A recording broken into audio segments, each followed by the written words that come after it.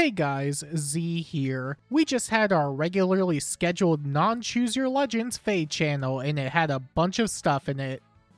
Let's talk about that stuff. Starting off the channel, we had a bunch of celebratory rewards. This isn't anything that we haven't already seen before. It's pretty much the standard freebie stuff we usually get. We're getting a bunch of dragon flowers, summoning tickets, a bunch of orbs, more than 2 in fact. It's 2, but 6 times. We're getting a formal soul, a bunch of miscellaneous stuff like arena medals, sacred coins, etc. I don't really care about those. An Aether Age structure, basically what we usually get around this time of the year. That also includes the freebie seasonal tickets, and I actually kind of like these. They guarantee a bunch of old seasonals, and I do have a soft spot for them. They don't tend to give out much of anything good given the bloat. They're really just a lot of old seasonals that are outdated with nothing to their name, but I think they're kind of fun. I don't really mind them. There's also a bunch of free summoning events daily. I think they said it was about 66 banners, which isn't even that bad. They're basically throwaway banners, but it's free summon, so I really won't say no to that. It's already difficult as is to get the demote I want from a bunch of banners, so a bunch of free chances at it isn't exactly the worst in my eyes. The only thing we didn't get this time around were free copies of Grand Hero Battle units. They tend to give out 5-star copies during this time for free, but they weren't included for whatever reason, which kinda sucks. If I had to guess, the reason they probably excluded them this time is because they hate us a lot.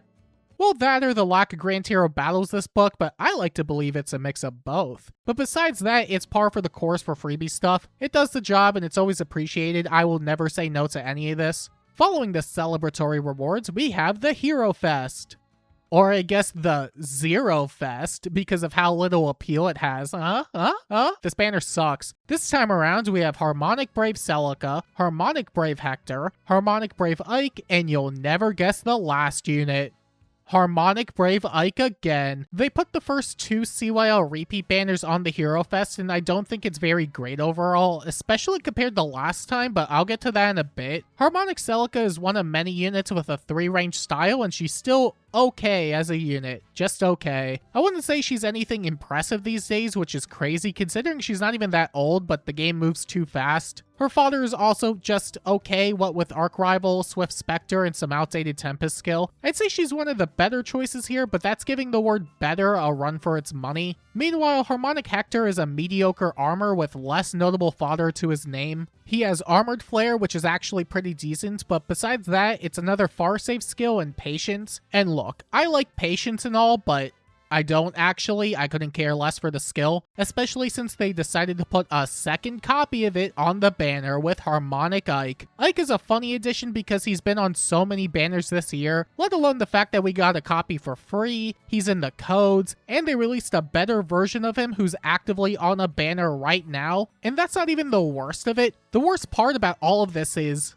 he's still a pretty decent unit, all things considered. It's just a questionable choice, and he doesn't offer much of anything besides Patience. Warrior's Blow and Brutal Tempest are also pretty whatever at this point too. Really, the main appeal in my eyes is that he's easily mergeable, but I don't think that makes her a good Hero Fest choice, especially since he's not a mythic. And as for Harmonic Lyn, she's still pretty decent. She's a 3-ranger like Celica, but with built-in Omnifeud, which is way stronger, and it can be used every turn. Her fodder is not any better though, given it's another unit with Arc Rival. Regardless, she doesn't offer that much that you couldn't find or substitute from somebody else. In fact, this Hero Fest doesn't really offer much of anything for the most part. I get the idea behind it since it's reprints of the same popular characters, but it's a very weak Hero Fest overall. To compare it to last year, we had Baby Camilla, Valentine's Araya, Dual Marth, and Hresfelger. 3 of those units were some of the strongest characters in the game by that point, and Hres was an easily mergeable offense mythic which had value in its own right. I would say this is a massive step down comparatively. But on the bright side, we get 5 free tickets to spend on this banner. It's more free summons if nothing else, but I'd much rather have them for the other upcoming banner. And speaking of which, also in the FEH channel, we got a teaser for the next seasonal banner. They got rid of the tea theme. again. And then they brought back the Hot Springs theme for whatever reason. I am really going to miss that theme. And I get it, they could probably get rid of whatever theme they want. They get rid of Summer 2, which is one of their most popular themes, I'm pretty sure. I'm just kind of surprised they replaced it with the Hot Springs theme since it wasn't a very liked theme. Granted, that was mostly due to the fact that it had a lineup made up of characters that were spammed so much that it makes this book look like it has the most variety out of any year of Fae ever. But because of that, you would assume that they addressed the issue. The lineup should be a lot better this time, right? That's the neat thing. Fae players love showering, didn't you know? Heroes are recharging their energy with a nice Is this warm genealogy? soak. No, that's copium. Wow, it's Crom. Shocker. Wow, that's fun. Okay, so it's another Crom, it's another Lucina, it's another Robin, it's another Robin. Muscles peeking out of his yukata. Yeah, prove me wrong right now. Wow, that's great. That's right, it's another lineup featuring the same 5 characters again and again and again and again and again, and I don't care whatsoever. There's Bath Crom, and it looks like he does the same thing that his Gladiator alt from less than a year ago does, but say it with me. Newer. Normally, I wouldn't have too much to say about this, but there's actually something worth talking about here. If you look closely, we could see Crom is initiating onto a unit with Foresight Snare, and if you look even closer, we could see Crom gave out a status with the Foresight Snare effect on it. And if you look even closer, they actually countered Foresight Snare, which finally, thank you. Thank you so much. Heimdallr is genuinely one of the worst designed units of all time, and while I normally don't like hard counters for units, this is definitely an exception. This shouldn't have been in the game to begin with, so I'm not really gonna bat an eye when they do something like this to Heimdallr. I think it was long overdue. Interestingly, Crom seems to give it out as an A skill, which would make it one of the first inheritable support A skills ever. Maybe we'll get more inheritable support A skills down the line, who could say, but I thought that was pretty cool to point out. Regardless, Heimdallr seems to be done now, which I couldn't be any more happy about. Let's ruin that happiness by looking at the rest of the lineup. We also got female Robin on here, to the surprise of nobody. They didn't show a lot off with her, but we could see in the combat forecast that Hother's only doing 1 damage, which is odd considering Robin is a ranged flyer. This probably means she has a damage reduction gimmick like Edelgard and Claude, so that's pretty great, said no one ever. That's still one of my least favorite gimmicks this year. There's also Sheeta, and she's the demote of the banner. You could tell because she has 2 PRF skills in her kit.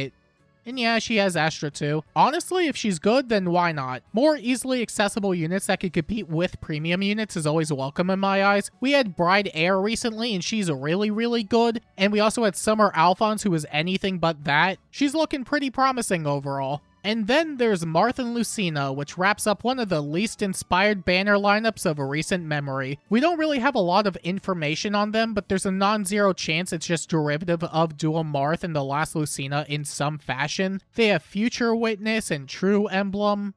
The Fire Emblem. They're not a flyer though, so who can say? Regardless, this is the banner, and it's very typical of Fae at this point. I shouldn't be surprised, but the disappointment never ceases. But hey, if you're excited for it, then I think that's pretty cool. I'd rather people be happier with these types of banners than not. And to wrap up the FEH channel, there's the lightning round of stuff. At this point in the video, you're probably wondering why I'm so positive on the channel overall, despite everything I've said thus far. To be honest, if all the FEH channel had to show were the previous segments, I would have hated it a lot, but I'm not exaggerating when I say they really backloaded all of the good parts of the channel here. For starters, there's the Hall of Forms updates. The highest chamber now starts at version 9 skills, which is a great change given how much bloat there is. There's also going to be monthly revivals instead of every other month, and it doesn't seem like there's a polling system for their reruns now, which means people could just get whatever they want. I think that's a really cool change. They updated Arena as well, giving out more tactical retreats, more stats to bonus heroes, and they changed the ticket reward system. The weekly Arena tickets will periodically be changed out for seasonal tickets instead based on the version bonus weeks. This change I'm a bit iffy on. On one hand, I like the addition of these tickets, but it doesn't exactly change the issue with them. It's already difficult enough to snipe for specific units in the arena pool, but now you have seasonals mixed into their own summons as well. I think they need to introduce a wishlist system or a change that lets people filter out a majority of the 4-star special units. There's hundreds of them, and this makes it even more difficult to get the thing you want in the end. I do like the seasonal ticket edition and the arena changes as a whole, but they should eventually update it to make getting specific units way easier. Besides that, they're adding Ascended Florets, the Fey Pass quest, which is something I thought they'd do way sooner. Although between this and the rearm seasonals, it doesn't come as a shock that they're trying to get more people to sign up. They need money. Some people are probably going to be upset about it, and I don't really blame them. I'm kinda indifferent to it since it's not really costing anything extra. That'll come when they introduce Fey Pass Plus.